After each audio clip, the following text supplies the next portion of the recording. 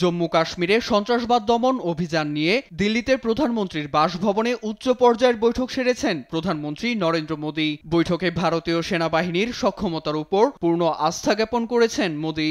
ভারতীয় গণমাধ্যম জানায়, সন্ত্রাসবাদ দমনে হামলার প্রতিক্রিয়ার ধরন, টার্গেট এবং সময় নির্ধারণের জন্য সম্পূর্ণ অপারেশনাল স্বাধীনতা দেওয়া হয়েছে ভারতীয় সেনাকে।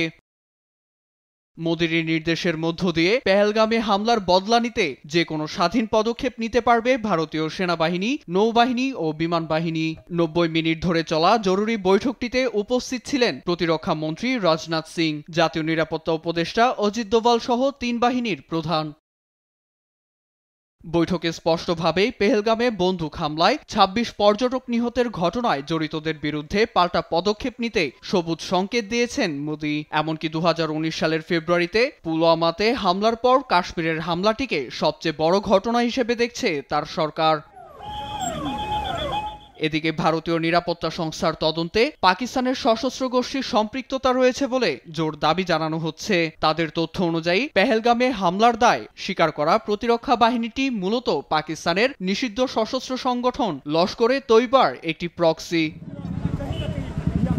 এছাড়া পেহেলগামে হামলায় পাকিস্তানের যোগসাজশ থাকার প্রমাণ এর মধ্যে যুক্তরাষ্ট্র, রাশিয়া, চায়না, জাপান সহ ইউরোপীয় কূটনীতিকদের হাতে পৌঁছানো হয়েছে বলে নিশ্চিত করেছে দিল্লি প্রশাসন।